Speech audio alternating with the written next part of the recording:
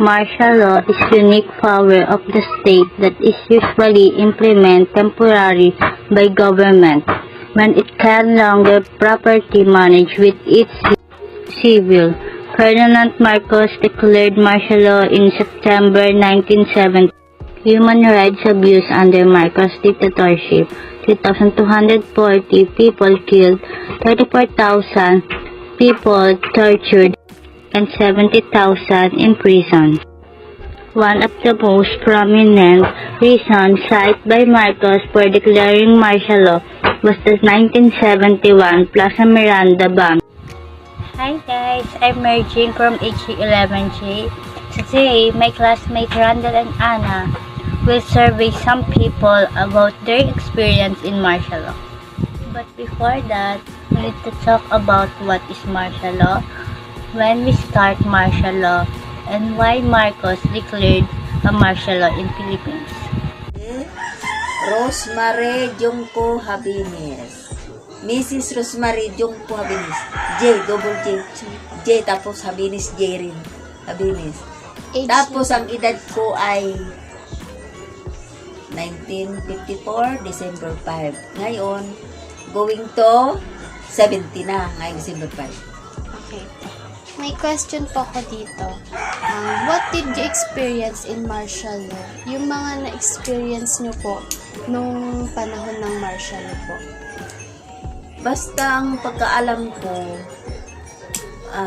tungkol din sa kwento-kwento ng mas nakakatanda sa akin.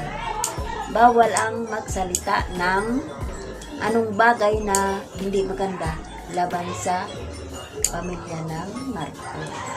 Kailangan laging maganda ang sasabihin mo. Dahil, hindi na, pagka nagsabi ka ng hindi maganda,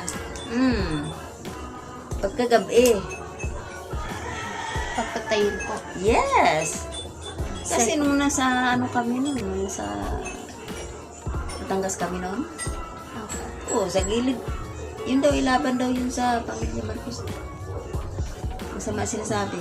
Kinabukasan. Doon lang sa gilid ng karsada, doon lang siya binaon. Ganun. Ang daming napapatay mo. Dahil, kumbaga ay against sa kanya. Diba? Pamilya Marcos. Tutol sila yung mga patakaran. Kaya, marami na din. Wala. Second question po. In your opinion, why was martial law enforced? Bakit po, sa inyo pong palagay, bakit po nabuo yung martial law? Basta ang pagkaalam ko kasi, nung ko si yung tatay, ama, basta ang lahat ng bagay na gusto niya, dapat nasusunod, di ba?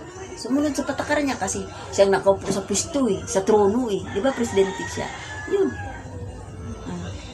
Bakit po kaya binuo ni Marcos yung martial law? Ano po kaya Ayun na, hindi ko alam kung anong dahilan. Kasi mas late o kaunti ang kaalaman ko. Ganun. Thank you po. Okay, fine. Okay. What do you remember about the martial law po? Parang maging matino naman yung mga tao ngayon. Marami na kasi. Kasi masyado ng ngayon kasi masyado ng maluwag kaya ganyan Lumalaki ang ulo ng mga kapwa natin mga Pilipino. Ano naman po about sa martial law? Ano po yung parang patakaran nila? Yeah, in case... Halimbawa, estudyante ka, pag itong oras, kailangan nasa bahay ka na. Pero kung nagtatrabaho ka, may oras kayo, overtime, wala namang problema Pagka uwi ka, kasi uso na ng yung tawag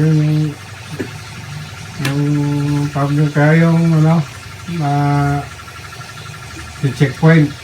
Nasaan ka ba nung martial law na yun? Doon, sa Pagkataon pa lang kami yun. Oo nga. Nasaan ka nun? 4 na taon ng 1980s. 72. Hindi, hanggang 1980s yun Ay, hindi ko na basta. Nag-start lang yun. Kasi ang naalala ko lang, nandun ako sa Malibay, 1971. Nasa taxi ako. Basta yun lang ang natandaan ko noon. Yung pineclear yung martial law. Halos mga ganitong oras wala na talagang binabiyahe. Tapos yung mga nahuhuli, doon dinadala sa may Port Bonifacio. So, pinaglilinis, yung bang parusan gano'n. Yung mga bagansa. Tapos, yung mga yung mga militar, may kanya-kanyang checkpoint yan. Kasi parang sila ang batas nun. Yung militar na yun. So, sobrang higpit talaga. Hindi ka makagala-gala yung time na yun. So, ano po, do you think martial law is good or bad in our history? Parang, para sa akin, parang good. Good po. So, paano kung nasabing good sa... Kasi, Matitin. konti lang yung Konting krimen lang. nagagamit ng mga krimen, gano'n. So, yung mga parang na-control nila lahat. So, parang power po talaga. Talagang power talaga. Sa ano po kasi, may sarili-sariling perspective ang tinatawag namin about sa martial law. So, agree po ba kayo na ibalik ang martial law sa Pilipinas? Usually, parang agree din ako dyan kasi sa panahon ngayon, iba na ang sitwasyon ngayon. Kailangan na talaga balik mo. Sa totoo lang, mas pabor ako doon sa mga death penalty. Oh.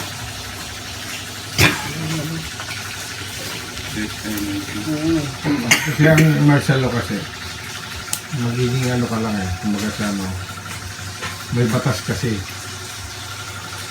Kasi kung walang batas, katulad ngayon sa atin, open lang, walang batas militar. Walang tinatatakutan sa mga teenager. Totoo yan. Wala sila kang tinatakutan. Hindi katulad noon na mayroon talaga tinatakutan. Ngayon, nagagawa nila lahat Noon, yung batas martial law pa, ilag na sila kasi siyempre, pag nahuli ka, paparusahan ka. Hindi naman yung parusa patay ka agad Depende yun sa kasalanan mo. Totoo yan.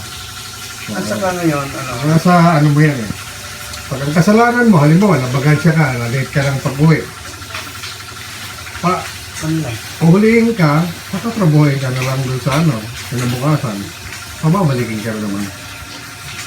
Yun ang parusa noon. Yung magaan lang yung Magaan na parusa mo, maglilinis ka lang doon sa kampo, ganyan. Hindi naman yun na, naman ngayon, papunti lang population natin, di ba? Ilan lang ang population natin ng araw? Mga 1980s, 70s. Di ba papunti lang? So, ang mga tao disiplinado. Walang ganong marinig na mayroon nagmasakit. simula noon kasi nawala. Tapos, yung time talaga ngayon, napakalaki ng pagbabago. Kasi ngayon, sumubra na tayo sa population, di ba? Dumami tayo ngayon. So, hindi na makontrol yung tao ngayon.